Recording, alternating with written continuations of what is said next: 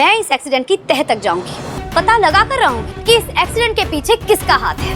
और अगर मेरी अम्मा, मेरे पापा, मेरे बच्चों या मेरे बच्चों के पापा को किसी ने भी नुकसान पहुंचाने की कोशिश की ना, तो उसको ऐसी सजा दिलवाऊंगी कि वो 7 जन्मों तक याद रखेगा, फिर चाहे वो आप ही क्यों ना हो। आदित्य, सॉरी, एक बहुत ही इंपॉर्टेंट कॉल आ रहा है। Just give me 2 minutes. हाँ, मैं अभी आई, 2 मिनट। हेलो अक्षत के पापा, आप ठीक है? धीरे धीरे सब ठीक हो जाएगा। जब भी आपको ठीक देखना चाहते हैं, आपको हिम्मत तो रखनी होगी।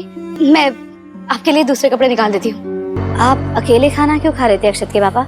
सौम्य जी कहाँ हैं? उसका कोई इम्पोर्टेंट कॉल आ गया था। उनको आने में पता नहीं कितना टाइम लग जाए। ये क्या कर रही हो तुम मंगल? किस हक से कर रही हो ये सब? आदित्य को खाना मैं खिला रही थी ना, फिर क्यों आ गई तुम बीच में? सौम्य जी, आप यहाँ थी कहाँ? इनके कपड़ों पर दाल गिर गई थी, इसलिए तुम्हें लगा कि मैं आके मौके पे चौका मार देती हूँ? हाँ, आदित्य के एक्सीडेंट में पैर चले गए और यहाँ पर भाई मंगल को बहुत ज्यादा चिंता हो रही है आदित्य की। हम देख ही रहे हैं किस तरीके से सौम्या तो गायब ही हो गई भाई आदित्य की जिंदगी से। हॉस्पिटल में भी वो थोड़ी देर के लिए आई थी। यहाँ पर आदित्य को भी बुरा लगा था कि तुम कहाँ चली गई, मुझे तुम्हारी सबसे ज्यादा जरूरत थी और तुम्हें यहाँ पर नहीं थी। और भाई इस बात को लेकर सौम्या को वो मना भी करते थे कि तुम अभी चली जाओ घर पर। और यहाँ हम देख रहे हैं कि मंगल आदित्य के साथ भाई घर पर आई गई है। यहाँ आरती वगैरह कुसुम कर रही है। बहुत ज्यादा सब लोग परेशान हो रहे हैं क्योंकि यहाँ पर डॉक्टर्स ने बोल दिया कि भाई आदित्य कभी भी चल नहीं सकता। अब देखते हैं मंगल किस तरीके से भाई आने वाले एपिसोड्स में कैसे करेगी, डॉक्टर्स को दिखाएगी, यहाँ पर दोबारा से भाई आदित्य चलना शुरू कर देगा।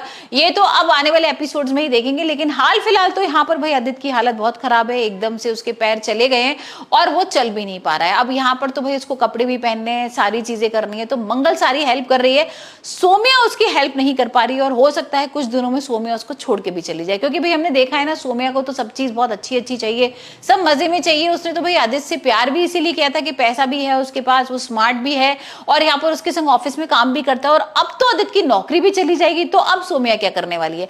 हाल फिलहाल तो यहाँ पर ऑफिस में सारे लोग आने वाले हैं और कुसुम और आदित्य मिलकर भाई सौम्या को मना कर देते हैं कि तुम एक काम करो, तुम यहाँ से चली जाओ अभी एक दिन के लिए, क्योंकि ऑफिस के लोगों को सिर्फ ये पता है कि मंगल उसकी वाइफ है और यहाँ पर सौम्या से कोई रिश्ता नहीं है। और जब उनको ये पता लगेगा कि तुम यहाँ पर हो तो थोड़ा सा ऑकवर्ड फील होने वाला है। और भाई सौम्या चली तो जाती है, लेकिन अब जब ऑफिस के सारे लोग आते हैं तो बहुत बड़ा हंगामा हो जाता है। अब भाई आदित्य का जो बॉस है उसको ये तो समझ में आ गया कि ये चल नहीं पाएगा।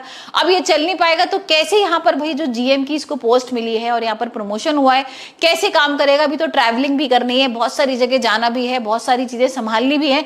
तो अब वो कह देता है कि भाई तुम ब्रेक लो थोड़े दिन के लिए और कुछ थोड़े दिन बाद तुम ज्वाइन करना। अब यहाँ पर आदित्य को गुस्सा आता है, क्योंकि आदित्य तो भाई बहुत एक्साइटेड था अपने प्रमोशन के लिए, अपने जीएम की कुर्सी के लिए। और अब देखते हैं आदित्य किस तरीके से गुस्सा करता है यहाँ पर बॉस को। वो बोलता भी है कि भाई मुझे कोई जरूरत नहीं है आपकी नौकरी की और अपनी नौकरी अपने पास रखो और मेरे को अब भाई कोई ब्रेक लेना ही नहीं है, मुझे आपके यहाँ कोई जॉब करनी नहीं है। और ये सब कहकर भाई ऑफिस वाले लोग तो चले गए, लेकिन आदित्य यहाँ पर बहुत परेशान हो रहा है। और अब देखते हैं मंगल किस तरीके से आदित्य का साथ देती है, क्योंकि भाई मंगल तो कभी साथ छोड़ने वाली नहीं है आदित्य का।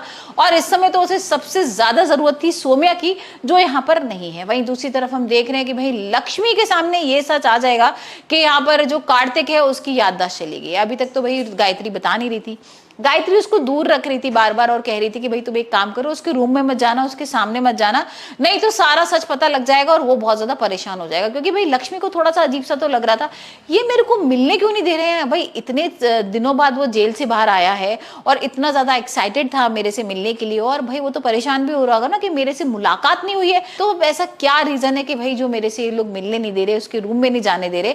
और उसको पता लग जाएगा कि भाई जिया आई थी और यहाँ पर अभी तक कार्तिक को ऐसा लग रहा है कि उसकी लक्ष्मी के संग शादी नहीं हुई है, जिया उसकी गर्लफ्रेंड है और यहाँ पर जिया ही उसके साथ रहती है। कार्तिक को पहले वाली सारी चीजें याद है, लक्ष्मी की शादी की बात का कुछ नहीं उसको याद है। और अब देखते हैं जब धीरे धीरे करके लक्ष्मी यहाँ पर उसकी देखभाल करेगी, उसको संभालेगी, तो शायद हो सकता है उसकी याददाश्त वापस आ जाए।